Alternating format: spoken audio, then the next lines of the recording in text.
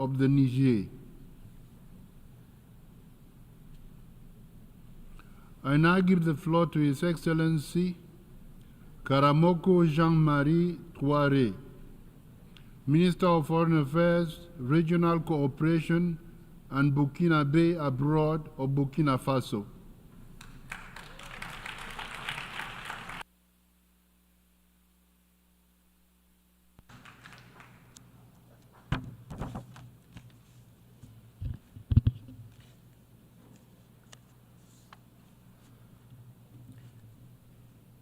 Monsieur le Président, Monsieur le Secrétaire général des Nations Unies, distingués délégués,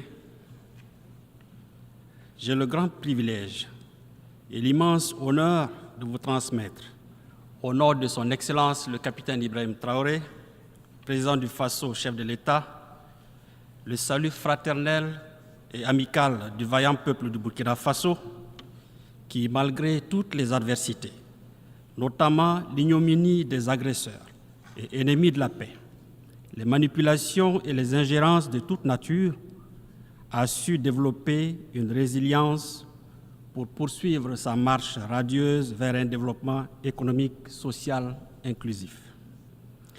Il me plaît également de vous traduire au nom du gouvernement et du peuple burkinabé mes chaleureuses félicitations pour votre brillante élection à la présidence de cette 79e session ordinaire.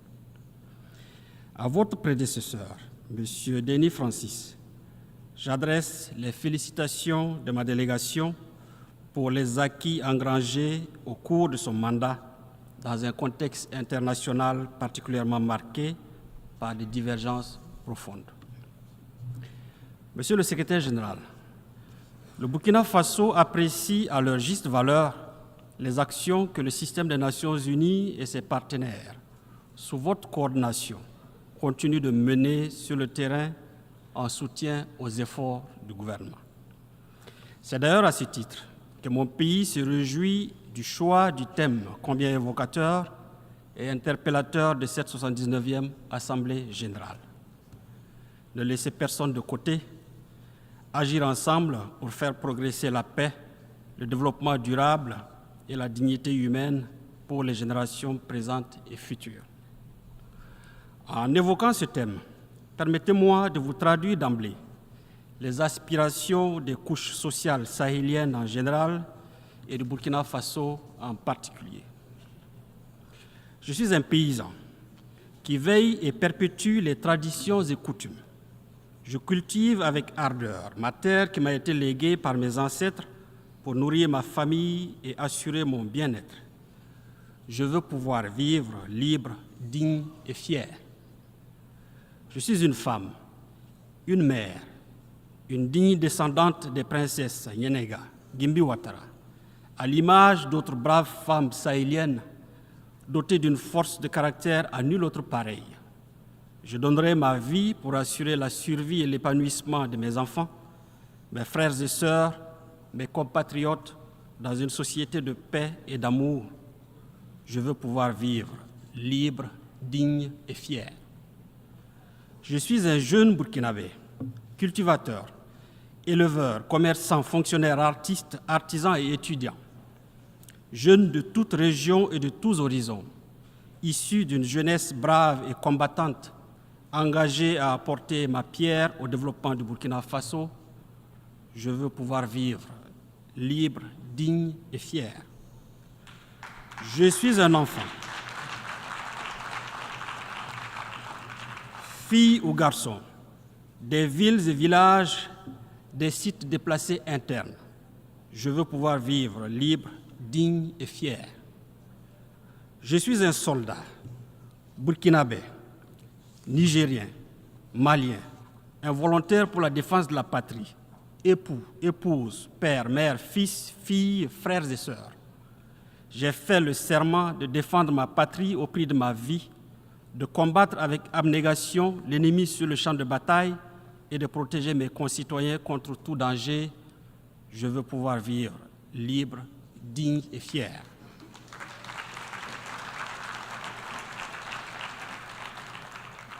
Je suis un Burkinabé vivant à l'extérieur. travailleur courageux, acharné et honnête, originaire du pays des hommes intègres. De mon séjour, loin de la mère patrie, je participe avec enthousiasme à la lutte commune pour la paix et la stabilité de mon pays et de ma sous-région. Je veux pouvoir vivre libre, digne et fier. Monsieur le Président, ces aspirations sont les balises qui organisent l'action du gouvernement dont le combat est de créer un cadre pour que vivent libres, dignes et fiers les hommes et les femmes du Sahel. Le thème de notre session, fort apprécié pour sa pertinence, exhume en réalité une préoccupation fondamentale aussi ancienne que les Nations Unies et qui est abordée par la quasi-totalité des débats qui se sont succédés ici même. C'est dire qu'il ne s'agit plus véritablement de réfléchir sur quoi faire ou que faire. Il s'agit de donner corps et vie à nos discours à travers des actes concrets. Nous devons aller au-delà des mots pour enfin agir en faveur d'un monde plus juste, débarrassé de préjugés et de stéréotypes qui tendent à reléguer certains peuples ou certaines parties de la planète au second plan, condamnés à attendre dans les geôles de l'isolement et du mépris une aide potentielle à la merci et au gré des humeurs de puissance qui prétendent être les seuls à pouvoir indiquer la marche et le rythme imprimés aux autres.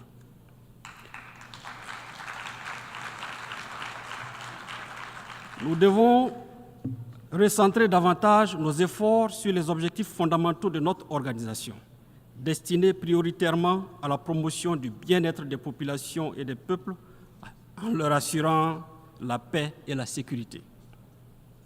Cette urgence et cette nécessité absolue de co-construire et d'agir en faveur d'un monde plus juste trouvent toute leur pertinence dans le contexte actuel où notre monde est dominé par des crises persistantes, des conflits complexes, ainsi qu'une gouvernance économique inégalitaire qui accentue la fracture entre les États, les clivages entre les peuples, avec pour corollaire des tragédies humaines.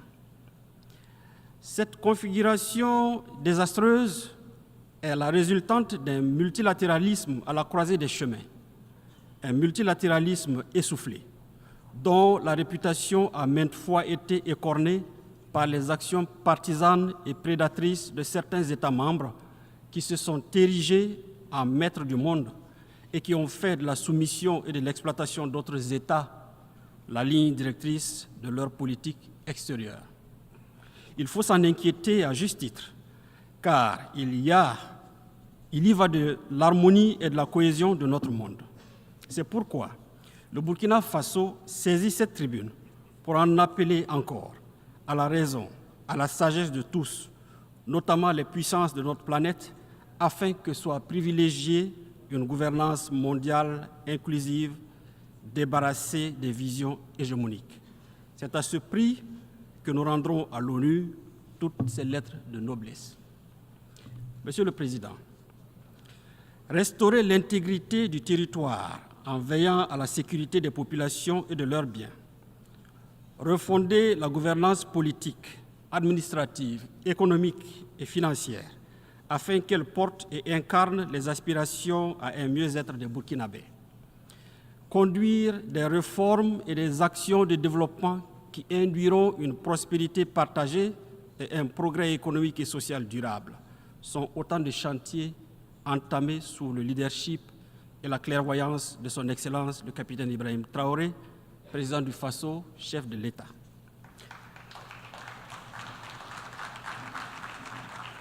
Le peuple burkinabé, qui a décidé d'affirmer et d'assumer sa souveraineté en mettant fin à son asservissement et qui a fait preuve d'une résilience extraordinaire, à l'instar de toutes les populations du Sahel, a compris l'enjeu et la portée de cette lutte et s'est mobilisé aux côtés de nos forces de défense et de sécurité. Avec ce soutien indéfectible, grâce au patriotisme, à l'ingéniosité, à la bravoure et à l'esprit de sacrifice de ses fils et filles, le Burkina Faso enregistre des succès jadis inespérés ainsi que des résultats fort appréciables dans la lutte acharnée contre les terroristes instrumentalisés, téléguidés et financés par des puissances néocolonialistes. C'est le lieu de rendre un hommage appuyé à toutes ces personnes, civiles, militaires, tombées sur le champ de bataille et dont je salue la mémoire avec déférence. Monsieur le Président, au prix de réformes stratégiques et visionnaires marquées entre autres par l'augmentation des capacités opérationnelles des troupes, la réorganisation de nos forces combattantes sur le terrain, nous avons démultiplié nos moyens d'action, avec comme effet salvateur une reprise totale en main de la reconquête des zones infestées par ces criminels et leurs alliés. De manière concrète, près de 70% du territoire est désormais sous le contrôle de l'État, contre 40% en 2022. Cela a permis la réinstallation des populations déplacées et la réouverture des écoles. Ainsi, en moins de 2 ans, les actions de reconquête ont permis à plus de 700 000 personnes de regagner leur village et à près de 1500 écoles de rouvrir leurs salles de classe, offrant la chance et le bonheur tant espéré par des milliers d'élèves de reprendre le chemin de l'école et de poursuivre leur cursus scolaire. Ces résultats qui forcent l'admiration et suscitent beaucoup d'espoir ont été possibles grâce à l'action des forces de défense et de sécurité, l'engagement patriotique des volontaires pour la défense de la patrie et le soutien ferme des populations ainsi que de la diaspora burkinabé dans un formidable élan de solidarité. Cette mobilisation patriotique de toutes les composantes de notre peuple a permis la collecte de la somme de plus de 165 millions de dollars pour la seule année 2023, un chiffre qui a largement dépassé les prévisions initiales. C'est dire toute la détermination du peuple burkinabé à financer et à s'engager aux côtés des forces de défense et de sécurité dans la lutte noble contre les terroristes et leurs alliés. Monsieur le Président, au moment même où nous engrangeons des succès dans notre offensive victorieuse contre les forces obscurantistes, des officines à la réputation et à l'intégrité douteuse se sont curieusement engagées dans une vaste et virulente campagne de dénigrement et de stigmatisation contre nos forces combattantes qu'elles accusent de violer les droits humains sans avoir la moindre preuve à produire. Ces propagandes orchestrées visent en réalité à démoraliser les patriotes burkinabés et à saborder leur combat légitime parce que tout simplement, ces adeptes du chaos n'ont pas encore compris la dynamique en marche au Sahel, c'est-à-dire notre volonté de nous affranchir de toute tutelle et de tout paternalisme. Mon pays voudrait saisir l'opportunité de cette tribune pour traduire avec déférence son infinie gratitude à tous ses pays amis et ses partenaires sincères qui soutiennent sa cause et l'accompagnent dans la consolidation de sa marche radieuse vers un développement économique et social inclusif. Je voudrais donc inviter les États membres de l'ONU à n'accorder aucun crédit à toutes ces agitations médiatiques qui, de toute évidence, traduisent dans le fond la détresse des terroristes en déroute et de leurs sponsors. Je tiens également à les rassurer du professionnalisme et de la renommée de nos forces de défense et de sécurité, démontrées à travers leur participation aux opérations de maintien de paix et maintes fois reconnues ici même. La formation systématique et les évaluations permanentes des forces de défense et de sécurité et des VDP en droit international humanitaire garantissent au quotidien cette rigueur professionnelle en matière de respect des droits humains.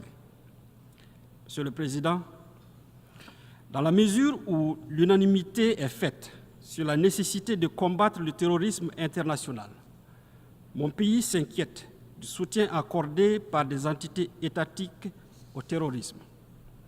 Ces parrainages que nous n'avons eu de cesse de dénoncer et que d'autres considéraient comme une simple vue de l'esprit ont été récemment portés à la face du monde par une attitude paradoxale de l'Ukraine, un État membre de notre organisation. En effet, en affirmant sans équivoque son implication dans les attaques terroristes qui ont causé la mort d'éléments de forces de défense et de sécurité maliennes à Tinzaouaten, au Mali en juillet dernier, et en avouant son soutien au terrorisme international, particulièrement au Sahel, ce pays a donné un aperçu des activités subversives qu'il mène au Sahel, à l'instar d'autres États actifs dans les coulisses de la trahison.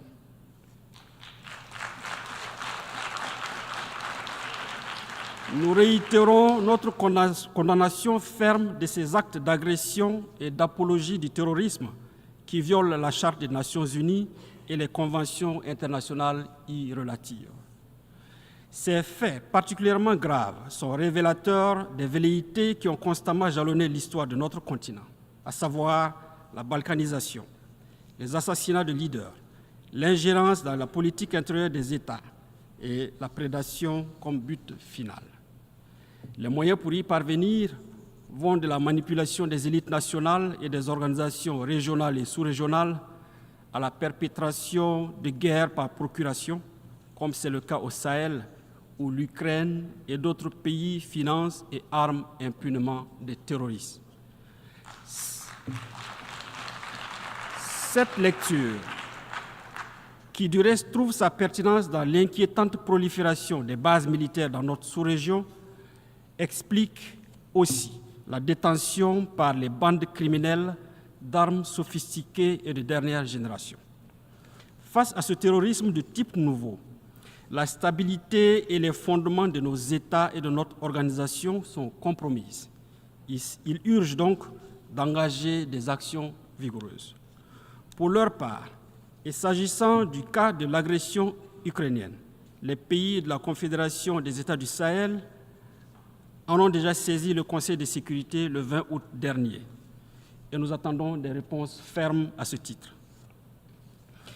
Monsieur le Président, face aux impératifs sécuritaires du Sahel, le Burkina Faso, le Mali et le Niger ont décidé en toute souveraineté le 16 septembre 2023, à travers la charte du Liptako-Gourma, de la création de l'Alliance des États du Sahel. Il s'agit d'une alliance militaire. Il s'agit d'une alliance militaire de défense collective et d'assistance mutuelle pour lutter contre le terrorisme et la criminalité en bande organisée sur leur territoire. Pour apporter également des réponses idoines aux défis complexes de développement, les pays de l'AES ont décidé d'étendre le champ de leur coopération aux autres domaines prioritaires de leur espace. Et c'est dans cet esprit que s'est tenu le 6 juillet 2024 à Niamey, au Niger, le premier sommet des chefs d'État de l'AES. À l'issue de ce sommet historique, leurs Excellences, le capitaine Ibrahim Traoré, président du Faso, chef de l'État, le colonel Assimi Goïta, président de la transition, chef de l'État du Mali, et le général de brigade Abdraman Tiani, président du Conseil national pour la sauvegarde de la patrie, chef de l'État du Niger, ont adopté le traité portant création de la Confédération des États du Sahel.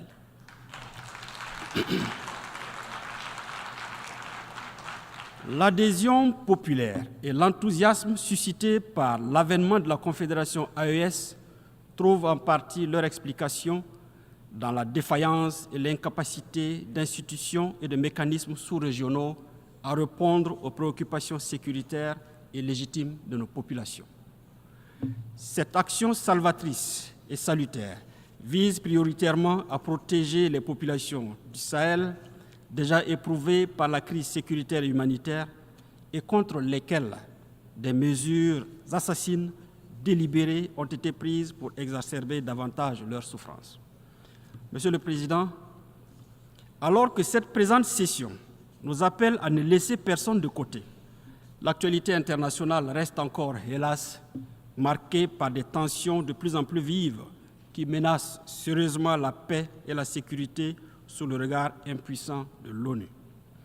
Le Burkina Faso appelle à toujours privilégier la voie de la diplomatie pour résoudre pacifiquement ces différends. Nous demeurons convaincus qu'en faisant prévaloir l'esprit de la Charte des Nations Unies, nous parviendrons à éteindre les foyers de tension, quelle que soit leur ampleur, et où qu'ils se produisent, en Afrique, en Europe, au Moyen-Orient, en Asie ou en Amérique. Dans cet esprit, dans l'esprit de la Charte des Nations Unies, le Burkina Faso réitère son soutien au processus politique en cours au Sahara occidental, mené sous les auspices du secrétaire général des Nations Unies en vue de parvenir à une solution politique mutuellement acceptable et négociée telle que recommandée par les résolutions pertinentes du Conseil des Nations Unies. Au Moyen-Orient, le Burkina Faso réaffirme sa solidarité aux populations palestiniennes qui vivent un drame sans précédent.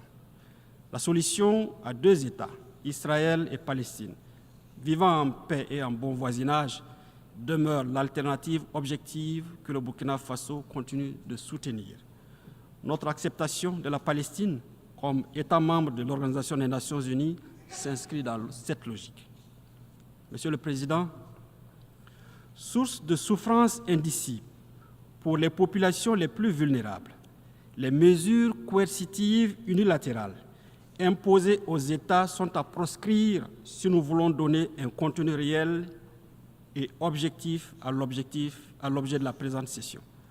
C'est pourquoi nous appelons à la levée immédiate des sanctions économiques, commerciales et financières imposées à certains États qui n'ont pour seul tort que la recherche de la liberté pour leur peuple.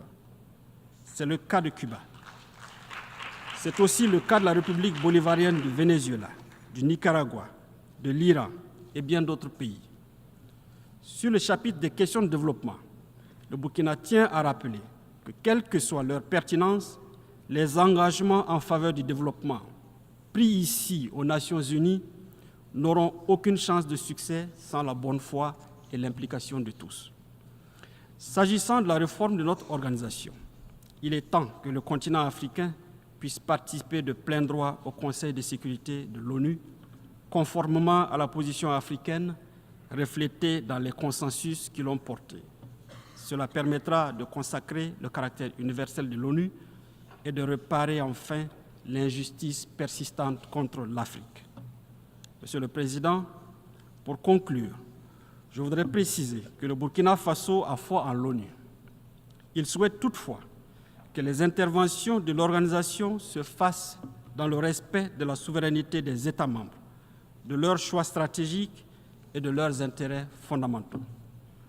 Au Sahel souffle désormais un vent de renouveau et d'espoir suscité par l'avènement de la Confédération AES. Le Burkina Faso demeure convaincu que cette nouvelle communauté sous-régionale d'intégration, qui n'est dirigée contre aucun pays et aucun peuple, peut contribuer, en collaboration avec des partenaires sincères, dans une démarche dépouillée de toute hypocrisie, à la lutte contre le terrorisme et l'insécurité au Sahel. Dieu bénisse le Burkina Faso, Dieu bénisse la Confédération AES, Dieu bénisse l'Afrique, la patrie ou la mort, nous vaincrons.